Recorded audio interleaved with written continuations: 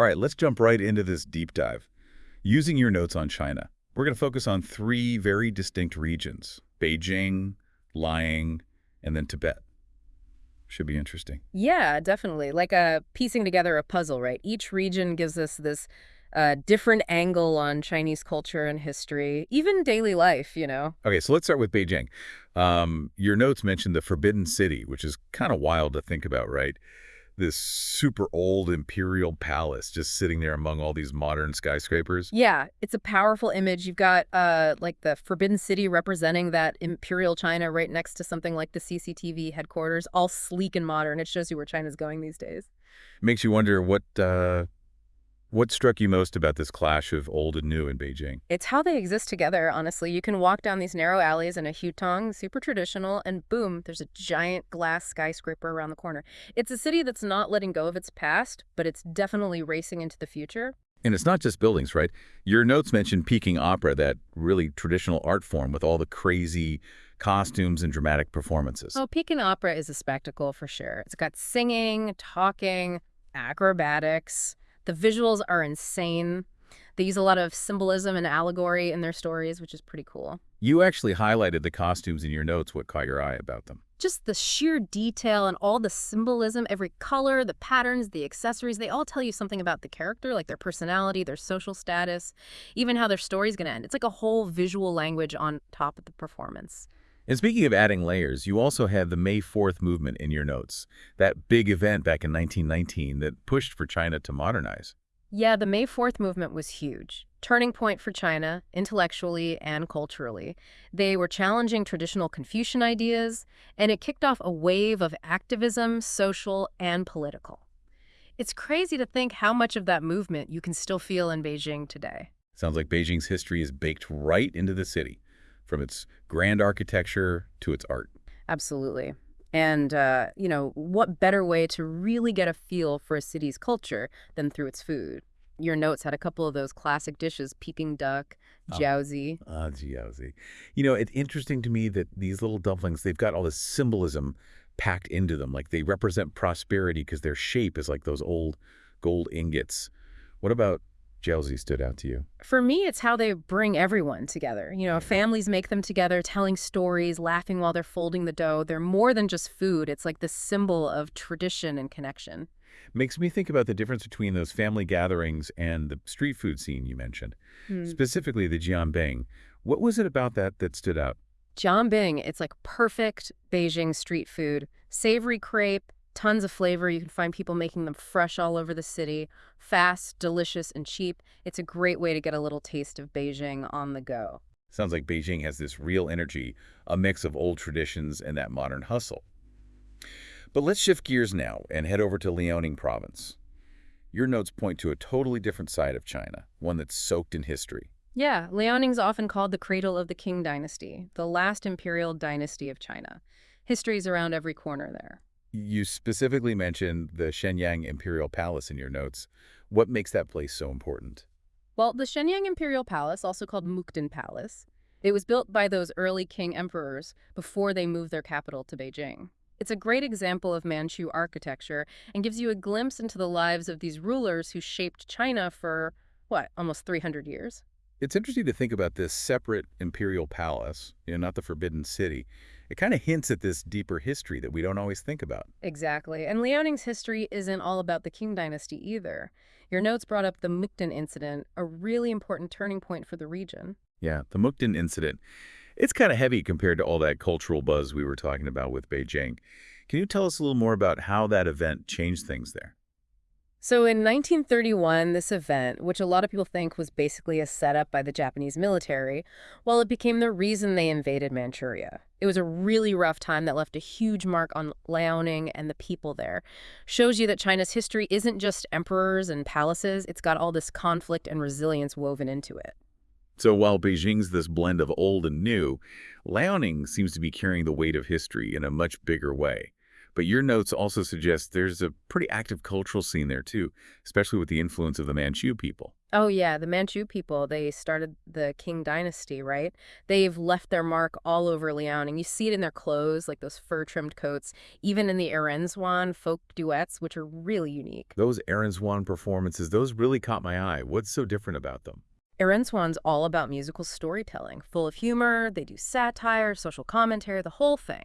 It's lively, engaging, and it really reflects the spirit of the people there. It's cool how each region has its own artistic thing, right?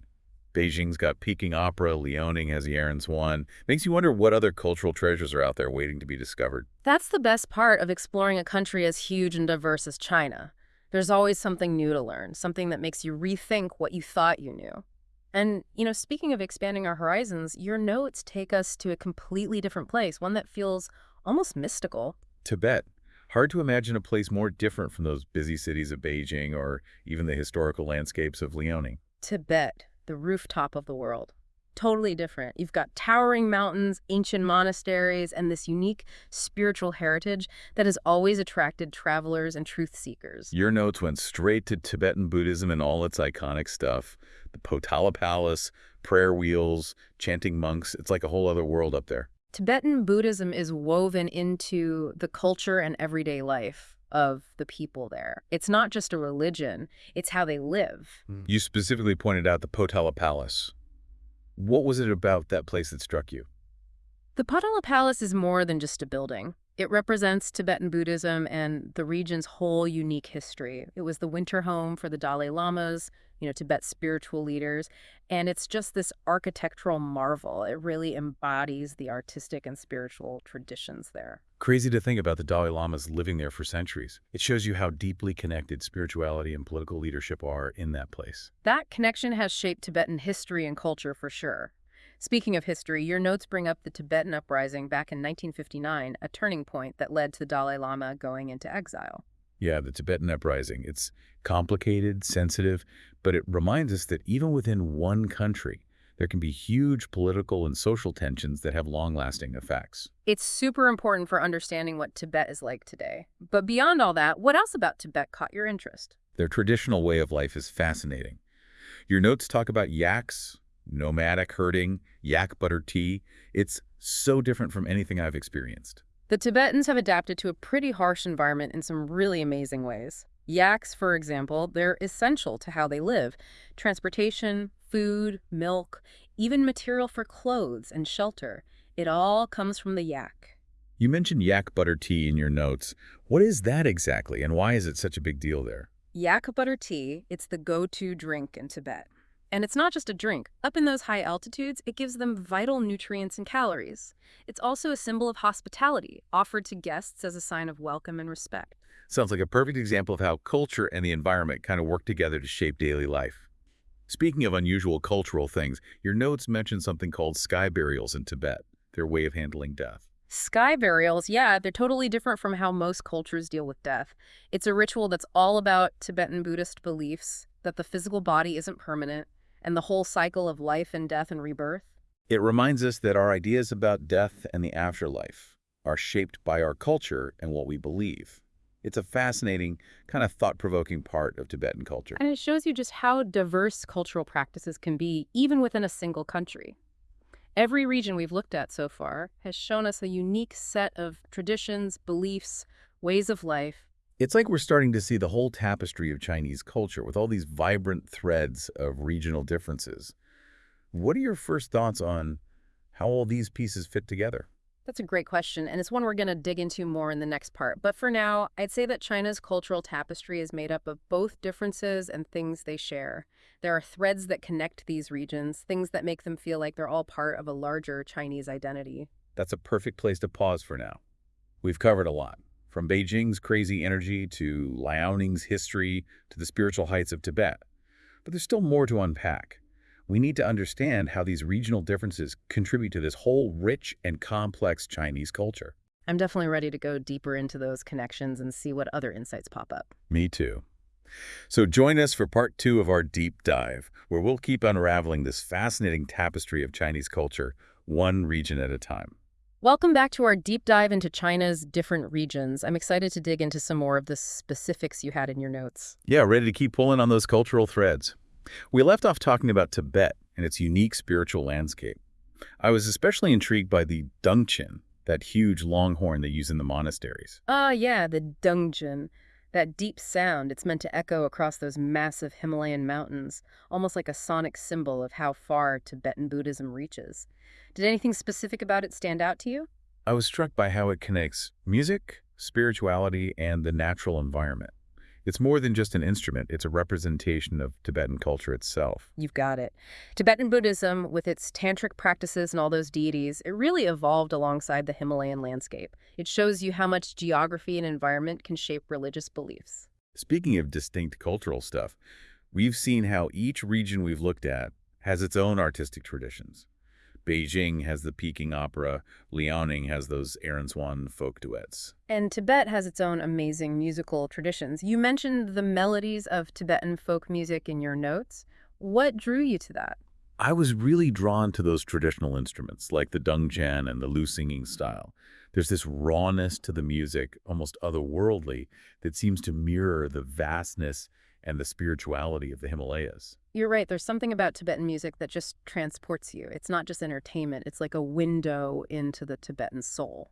As we explore these regional differences, I'm also curious about what ties them all together, the shared stuff that creates this sense of Chinese identity.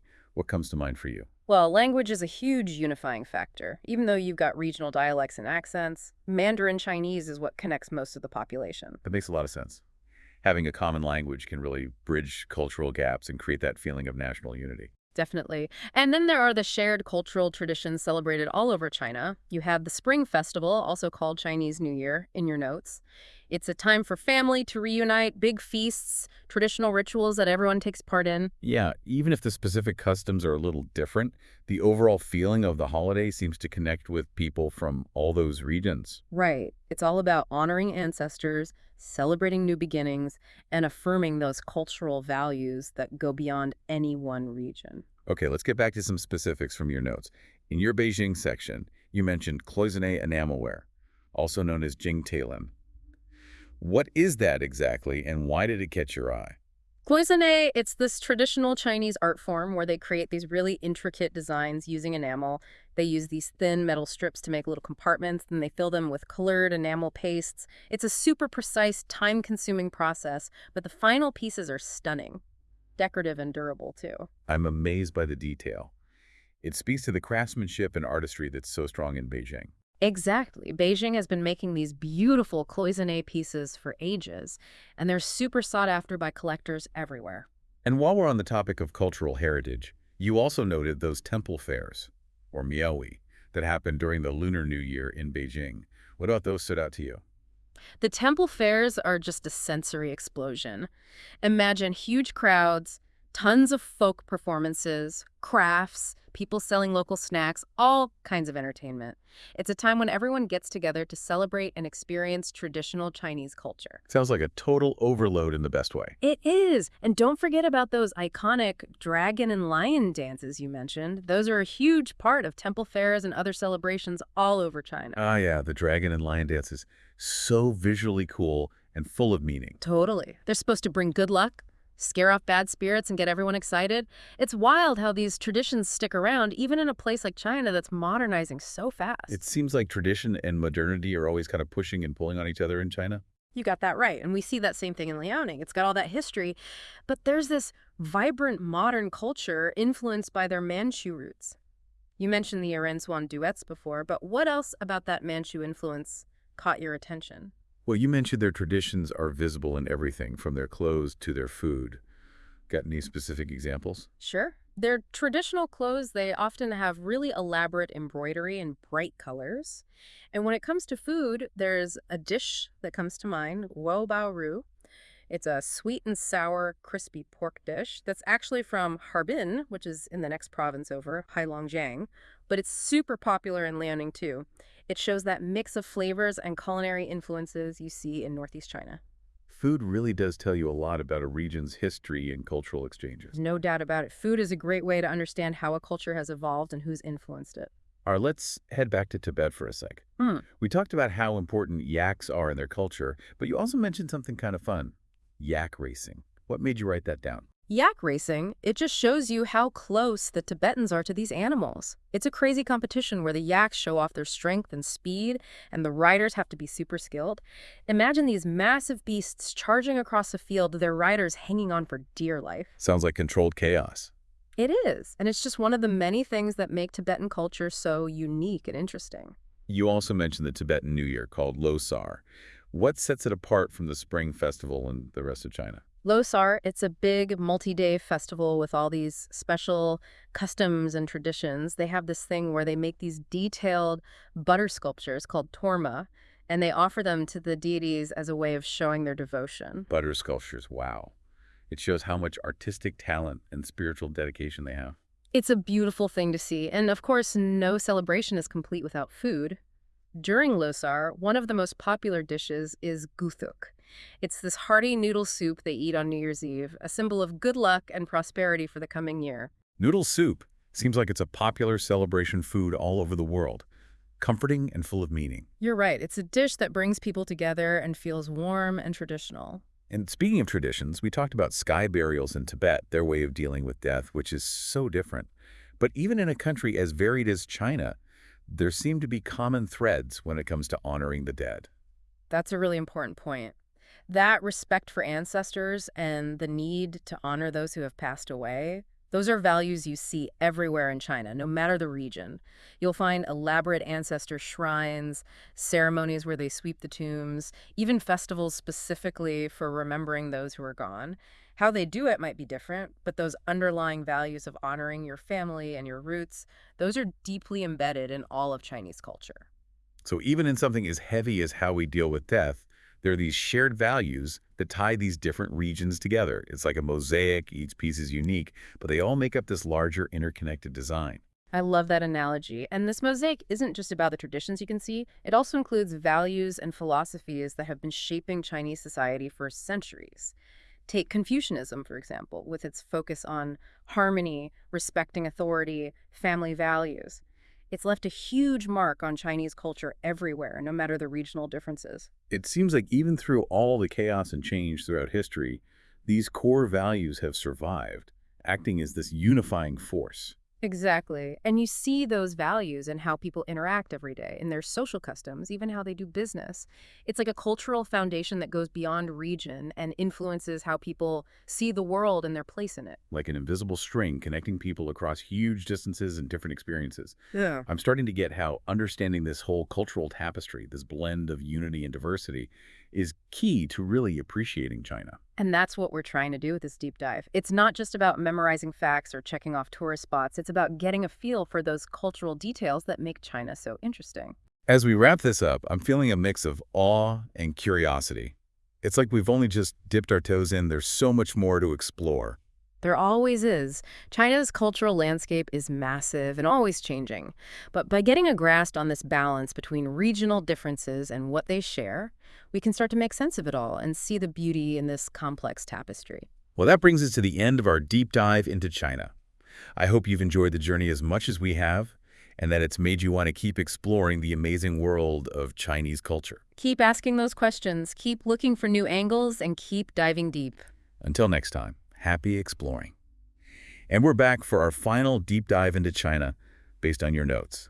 It's been quite a journey exploring Beijing, Liaoning, and Tibet, each with its own take on Chinese culture. Yeah, we really have covered a lot of ground, from those super busy city streets to peaceful mountains. We've seen some vibrant traditions, traces of history, even some really thought-provoking stuff about how they handle death. It really is like putting together a puzzle, and now we get to see the whole picture. Right.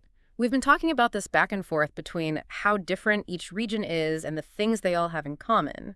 Each region has its own distinct personality, shaped by its past, where it is, and its local traditions.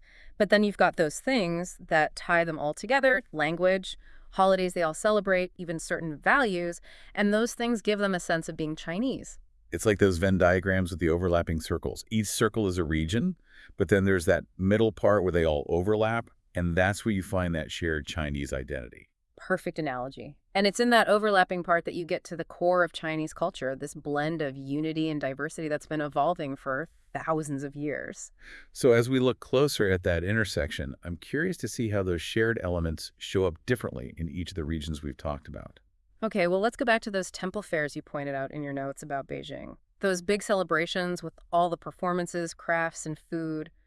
They're not just a Beijing thing. You mean they have them in other regions too? Oh, yeah. Temple fairs are all over China, especially during the Lunar New Year. The specifics might be a little different, what they offer or how they do things, but that sense of community, celebrating together and connecting with tradition, that's everywhere. Interesting. So it's like a theme with variations depending on where you are, kind of like jazz music. You've got the main melody, but then each musician does their own thing with it. I like that.